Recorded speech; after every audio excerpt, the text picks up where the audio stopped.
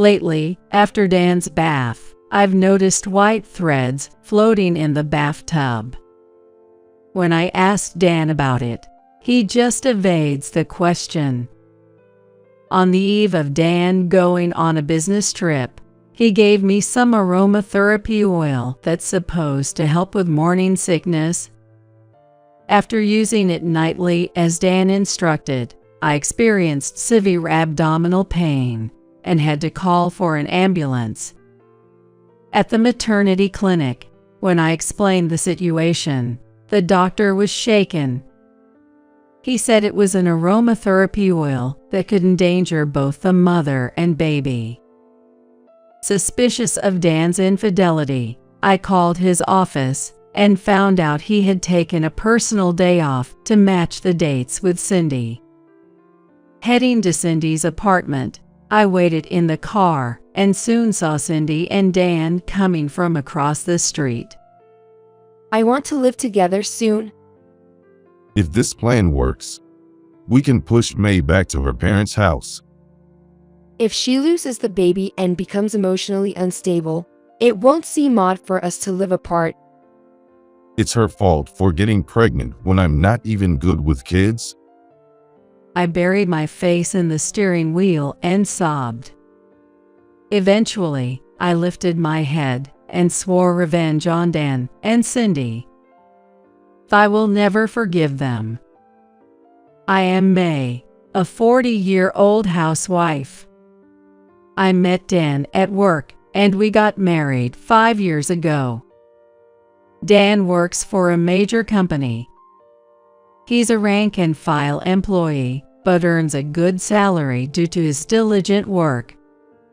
Recently, I finally got pregnant, something I've always wanted. Looking at the ultrasound picture, I eagerly anticipated the day I would meet our baby. But lately, I've been unbearably anxious. Something was off about Dan. Eventually, I realized Dan's true nature, and it sent chills down my spine. I became close to Dan when I was assigned to his team at his company, a subsidiary where we worked together. Dan, who was not the aggressive type at work, but was adored by his boss and loved by colleagues, had a gentle demeanor. Being someone who struggled with communication and took time to open up to others, I admired Dan. So when he asked me out, I seriously wondered what he saw in me. When he finally proposed, he answered with a gentle smile. I like that you seem modest and obedient, and I find your looks appealing. As someone who is self-conscious about being petite and having a youthful face, I was surprised but also felt joy. Afterward, we asked Dan's boss to be our go-between, and we got married. The first year passed without major issues, as we both reveled in our newlywed life. However, starting from the second year, I began struggling with balancing household chores and work.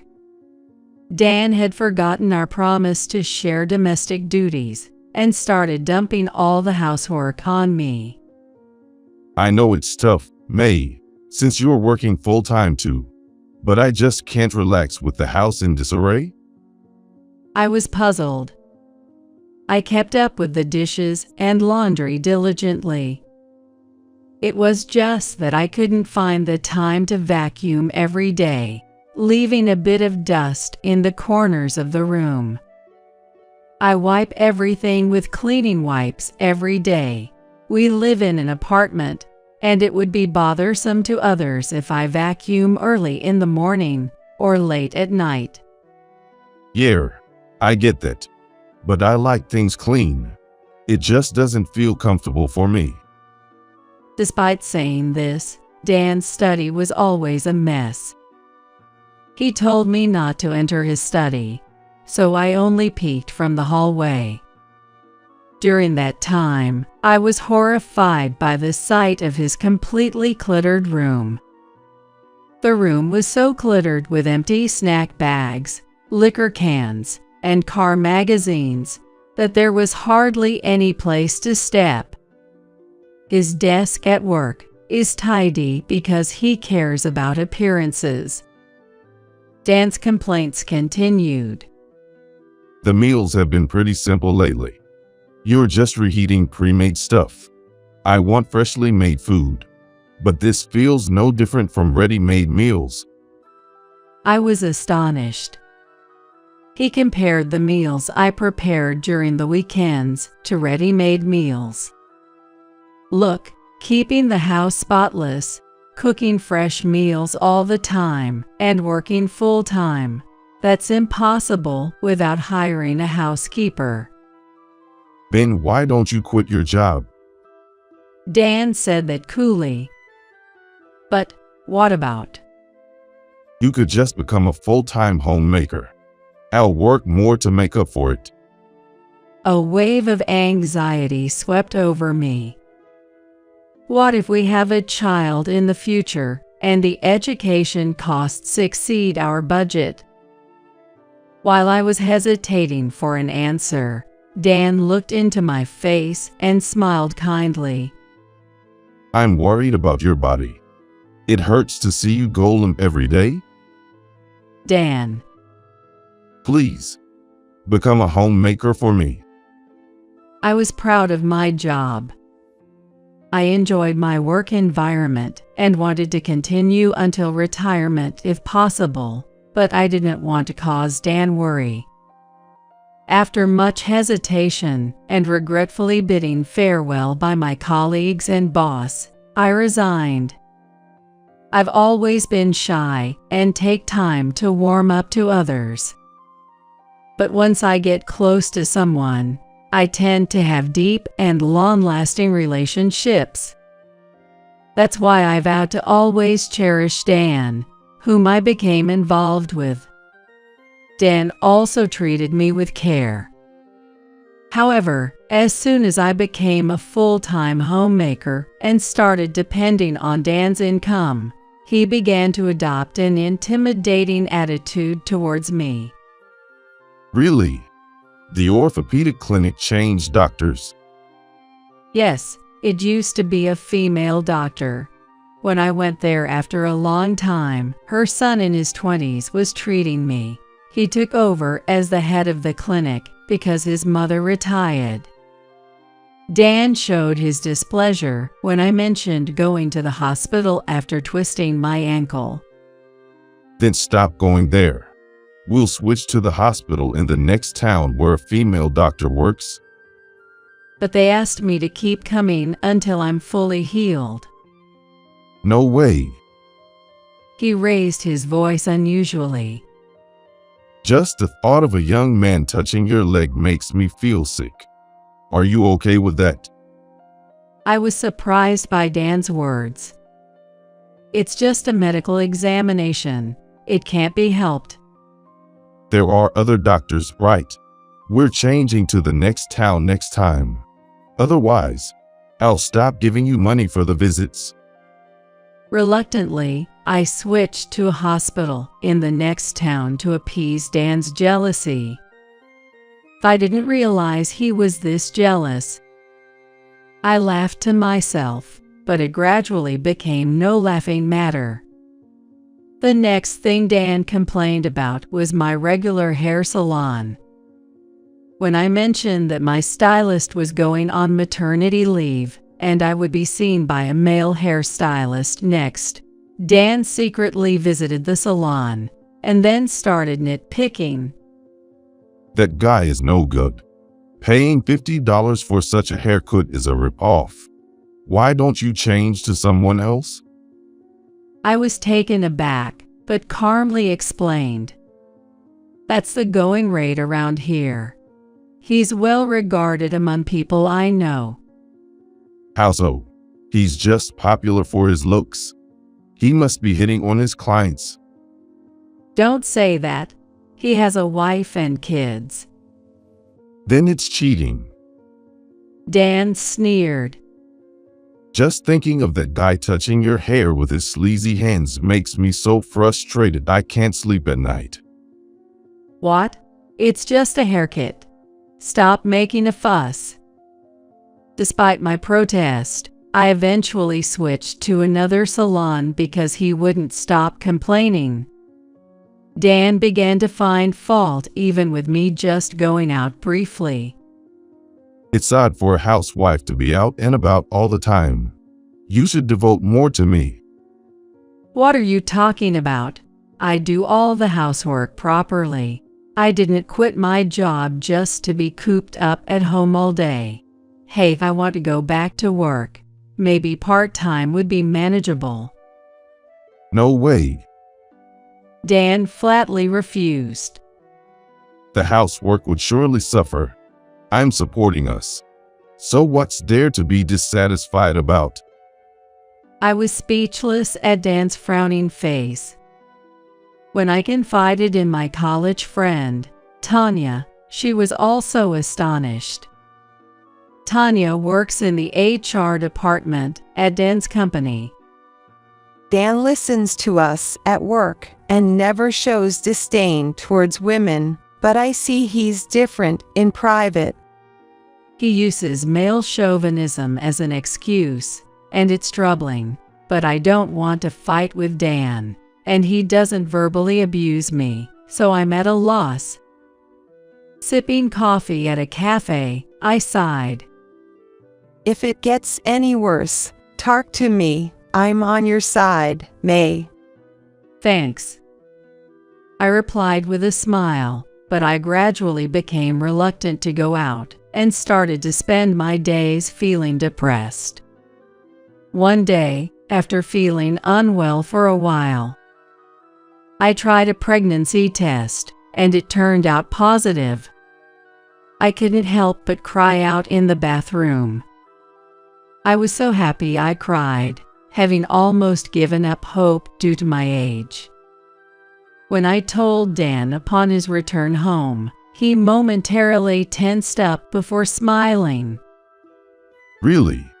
I can't believe it. Me neither. I'll get it checked at the hospital tomorrow. I'll make sure to go to a place with a female doctor. When should we tell your parents? Let's wait until it's stable. Right. We don't know yet if everything will be okay. His words troubled me, but they were true. For now, I'll focus on having a healthy baby. However, contrary to my excitement, Dan seemed unwelcoming of the pregnancy. He had always said he was not fond of children and had agreed that we would give up if natural conception didn't happen. But I hoped his feelings would change now that we were expecting. There are plenty of people who say they don't like kids, but love their own. So I casually brought up the topic every day, hoping to make the reality of our baby feel more real to him. Nova, Halora, Freya. Modern names are so stylish, aren't they? Unisex names seem to be the trend. I continued speaking, undeterred by Dan, who was absorbed in his phone. What kind of names do you like, Dan? Can't you see I'm busy? I'll leave it up to you, May. I couldn't hide my disappointment at his curt response. On another day. You're taking a day off soon, right? There's a prenatal checkup that day. Let's go together. Why should a man go? It's not like it matters to me. I felt my cheeks stiffen. It was strange to hear it doesn't matter from a father-to-be. He delivered the final blow with a half smile, leaving me speechless. I'm not good with horror movies. So spare me the delivery room, okay? I was utterly disappointed by the inappropriate comparison, especially since childbirth is a life-threatening endeavor. However, plagued by morning sickness, I didn't have the energy to argue with Dan. Nausea, drowsiness, and lethargy made it almost impossible for me to cook or clean. Spending the day slumped on the sofa wasn't unusual anymore. I was worried about Dan's complaints, but it seemed even he found it difficult to grumble when I was frequently rushing to the restroom. Passing through the hallway with laundry, I heard the shower and remembered. Indeed, after Dan bathed, there were always white threads floating in the bathtub. It's thinner than human hair, and when scooped up, it's about 3 centimeters long. When I asked Dan about it, after a brief silence, he chuckled and shrugged. That's just dirt, May. You are slacking off on cleaning the bath, aren't you? No, it doesn't seem like that. I can't explain it well. All right. Let's try to clean more, okay? I felt brushed off, but not wanting to argue, I didn't press further. Not wanting to bathe in a tub with mysterious floating threads, I decided to stick to showers for the time being. The connection between Dan and the threads remained unclear. His recent string of late nights at work and increased business trips might be related. One Friday, Dan approached me with a beaming smile. I've got a business trip to Chicago starting tomorrow. Sorry to leave you alone for a week, especially when you were having such a hard time with the morning sickness. It's part of your job. It can't be helped. Take care, okay? Yeah. By the way, I got something good. He handed me a stylish white box. When I opened it, there were 7 small bottles with black lids lined up inside. Is this aromatherapy oil? Yes, it's supposed to help with morning sickness. Dan seemed excited. A colleague's wife tried it and her appetite came back. Really? How do I use it? Add it to the bath water. It's effective as an aromatherapy bath. I asked for the instructions and wrote them down, so use it like this. I'm not fond of artificial scents and usually stay away from aromatherapy oils and incense. I was grateful Dan wrote down the instructions. While reading the note, Dan stressed seriously. Make sure you do it every day. For your sake, and the baby's as well. Got it. Thank your colleague for me. From the day Dan left on his business trip, I took an aromatherapy bath every night. Not seeing any white threads, I felt safe soaking in the water. Let's see, 1 bottle per 200 liters of water. That's quite a lot. As I poured it into the bathtub, a potent fragrance wafted up with the steam. It seemed relaxing and likely beneficial for the baby as well. There were no immediate effects, but perhaps my appetite would be back by the time Dan returned from his trip. I continued using it, feeling hopeful, and reached the 5th day. During the bath, I suddenly felt a dull pain in my lower abdomen. Initially dismissing it as constipation, the pain intensified. Moaning in pain, I changed into my home clothes and called an ambulance. I was crushed by the fear that something might have happened to the baby. I informed them I was pregnant and asked to be taken to my regular maternity clinic. As I tried to explain my condition to the female head doctor, she crinkled her nose. Did you put any bath additives in your water? I've been taking aromatherapy baths. The doctor frowned. My husband got it from a colleague. It's supposed to be good for morning sickness. I don't know if it's related to the abdominal pain, so I brought it with me just in case. When I handed over the note and the bottle of aromatherapy oil my husband had given me, the doctor's face changed, and she started trembling.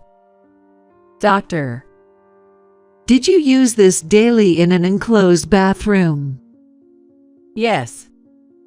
After a moment of hesitation, the doctor told me in a firm voice, The herb used in this aromatherapy oil can cause uterine contractions. It's strictly forbidden for pregnant women. It could have caused a miscarriage.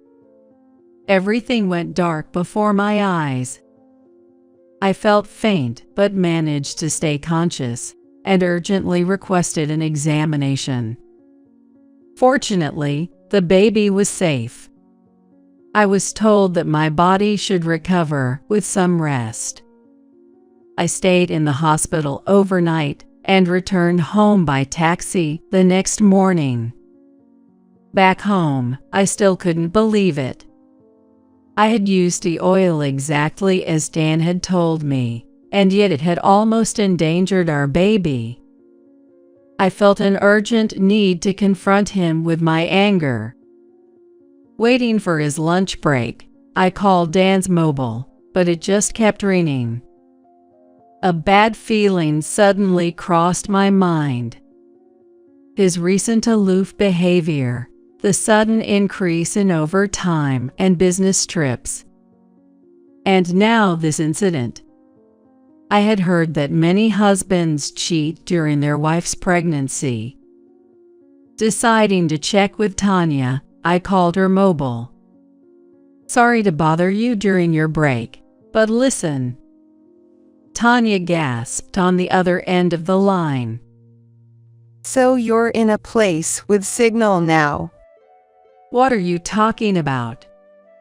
Aren't you supposed to be feeling sick from morning sickness and staying at your parents' place? I heard it's in the countryside with poor signal. So I held back from sending messages. Since Dan is with you, I thought it would be okay.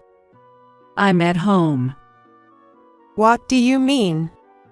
I heard Dan is on a business trip to Chicago. I could hear Tanya sighing. He must have wanted to prevent me from contacting you, perhaps fearing his affair would be exposed. That's what it is. Hey, is there a female employee who took time off during the same period?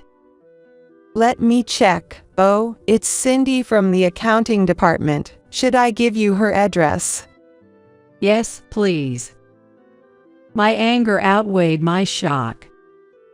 I was sure Dan was there. I hung up and drove to the address Tanya had given me. I forgot my nausea in the heat of my anger. I parked my car where I could see the front entrance of the apartment building and waited for Dan and Cindy to appear. My car was common enough that I wasn't worried about being noticed while lying in wait. After about an hour, a couple holding hands approached from the other side of the street.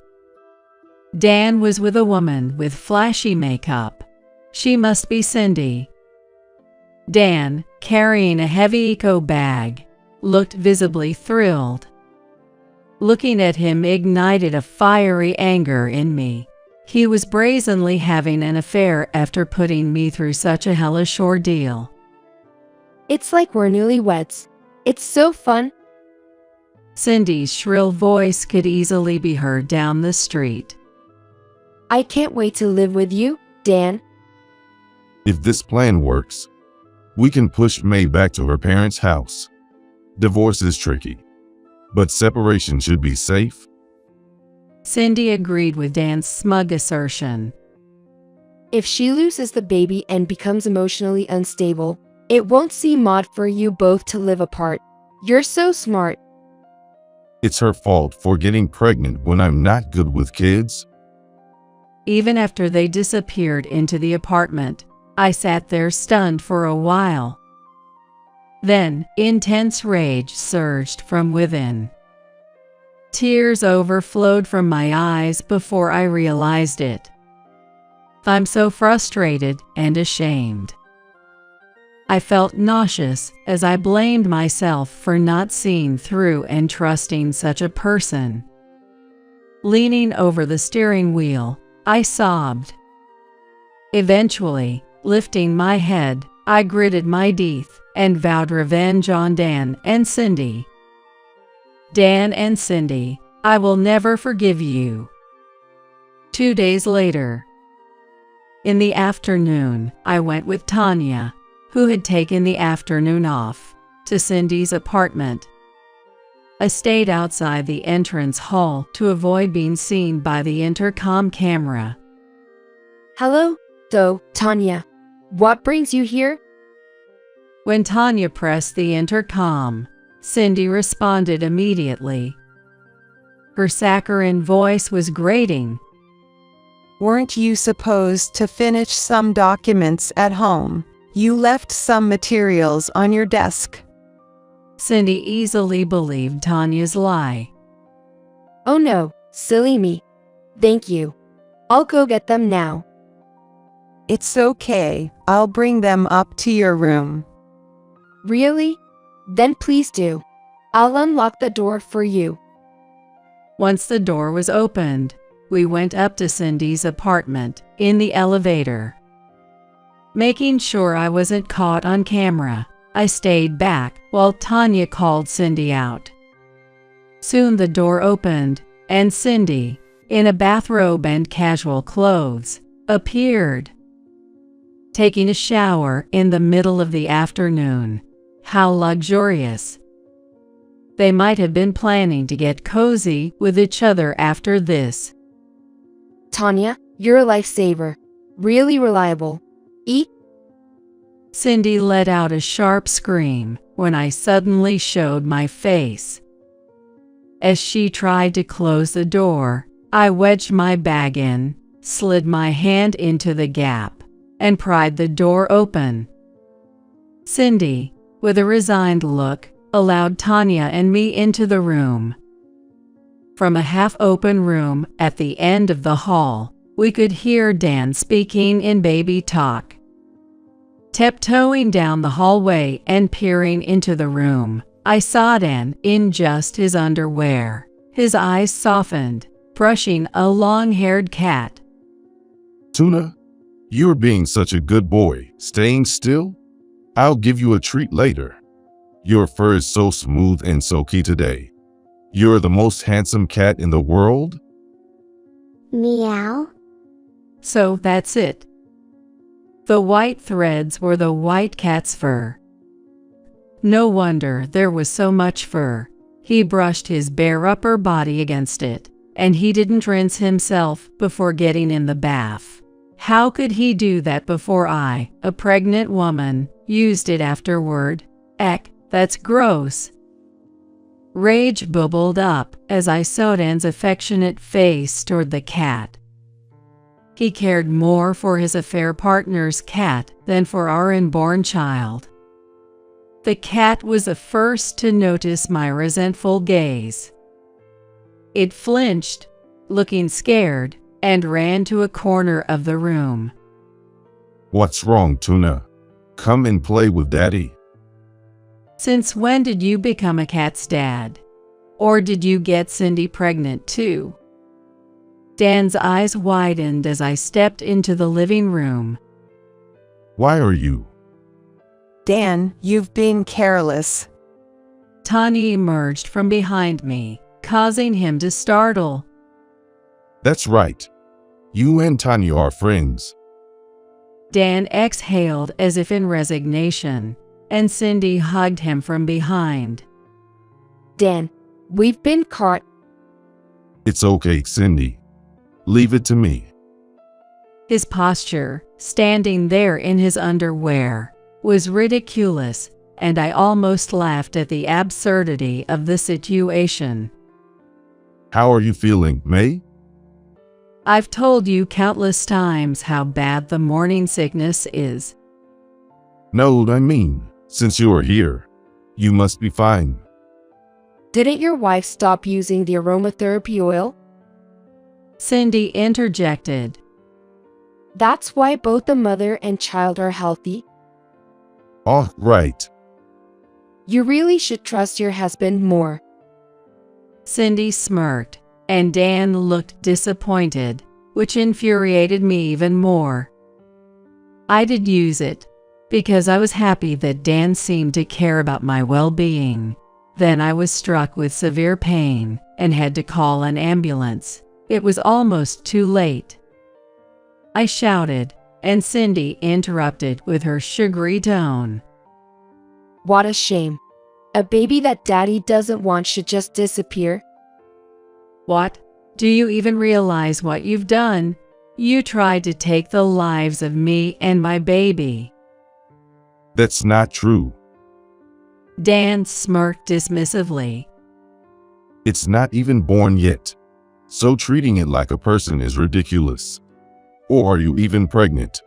You're just saying that to get attention because you sensed I was cheating, right? Exactly. And the morning sickness must be an act, too? My brain felt like it was boiling with rage at their laughter.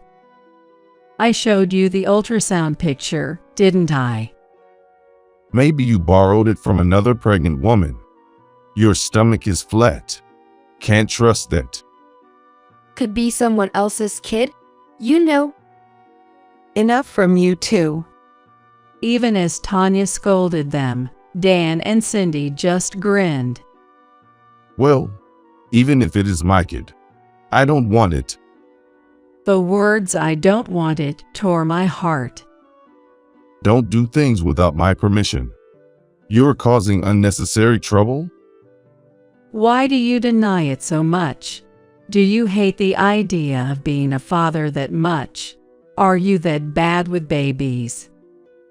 When I confronted him with the question, Dan frowned and retorted sharply. Of course I hate it. Who's going to take care of me when the baby's born? Dan then unleashed a tirade of complaints against me. May, you used to be cute when we got married, but you've gotten ugly with age. Being pregnant makes it unbearable. You've become thin, pale, and your skin is rough. No femininity at all. Pointing at me, he continued his rant. It's shameful for you to call yourself my wife while looking like that. I should never have married a 35-year-old woman.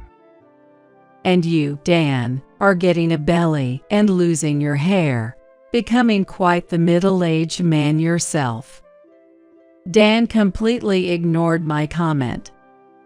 And on top of that, all you talk about lately is the baby. Have you forgotten I'm the main one here? As my wife, you should prioritize me. I don't care about the baby in your stomach. I was dumbfounded by Dan's words. They were like those of a child. It was clear that both my unborn child and I would be unhappy with him as a father. Cindy, who had been gleefully listening to Dan's tirade, chimed in. Dan doesn't care about a 40-year-old hag, right? A young beauty like me is what he deserves. Right. It seems he'd be fine with any young and pretty girl. I agreed with a knowing look to Tanya. Tanya then pulled out not documents, but photos from a large envelope she had brought. Cindy watched curiously as the photos were laid out on the living room table. Looking at Dan, his previously arrogant demeanor had vanished, replaced by an awkward expression and visible unease. You know about these girls, right, Cindy? They all work in the same sales department as Dan. What are these? I've gathered some voice evidence. Let's start the fun. Hey, stop it, please. After announcing what she had, Tanya pressed the play button on her phone despite Dan's pleas. I'm secretly dating Dan. Keep it a secret from others. Cindy is already an old lady at 28, so he switched to a young girl like me. Dan told me I'm his ideal woman. We've been dating for 3 months now. He's getting a divorce soon, right? Dan said we should keep our office romance a secret because it would be troublesome if it got out. The trip during his business travel was so fun. As Cindy's eyes narrowed with increasing anger, Dan looked surprised. Tanya, how do you know I'm dating these girls? You've applied for leave or worked overtime on the same days as these girls multiple times. I'm in HR, so it was obvious. When I prodded, they were more than happy to spill everything. They were eager to talk. To a 24-year-old, 28 and 40-year-old ladies are all old women, right?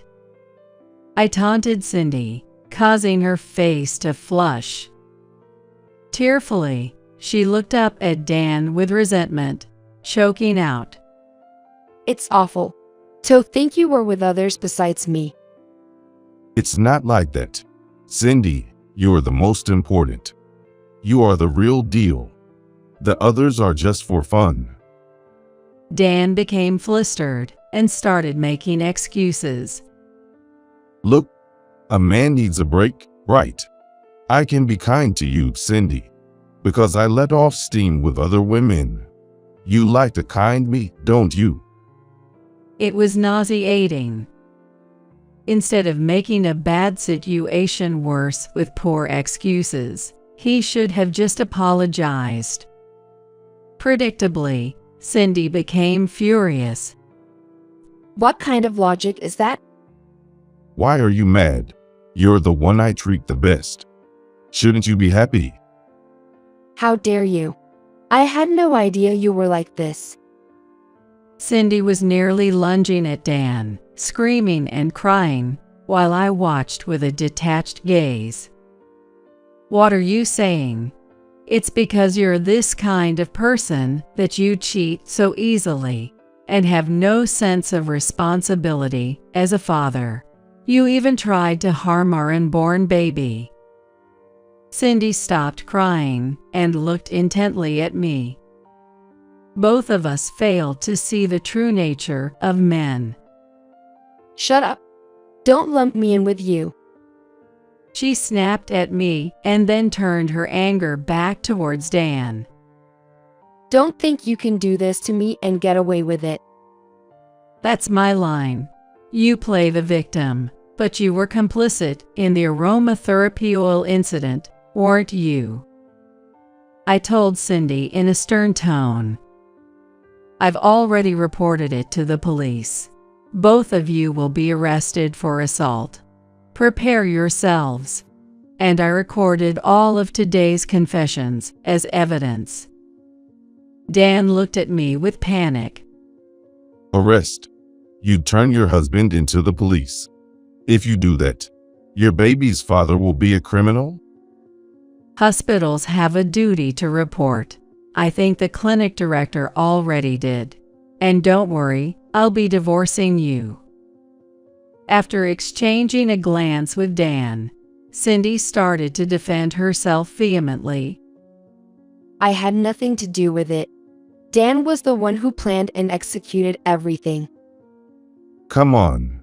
When I complained about my nagging wife, you were the one who suggested using aromatherapy oil to make her ill and drive her out. What? You got tired of her but said divorce was too complicated.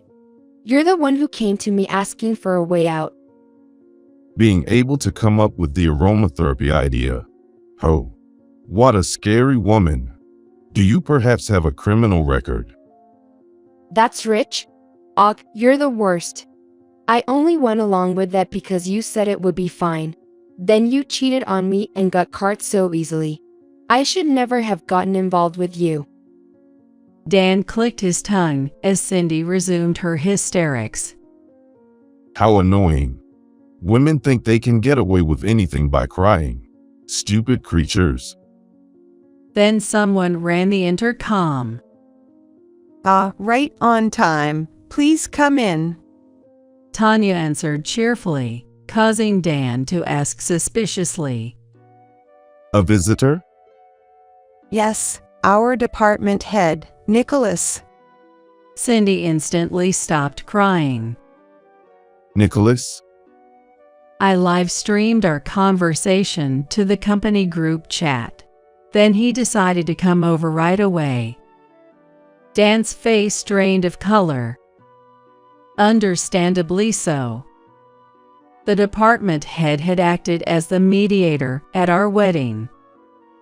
Dan tried to avoid divorce to not disgrace the department head and planned to make me ill so I would return to my parents' house.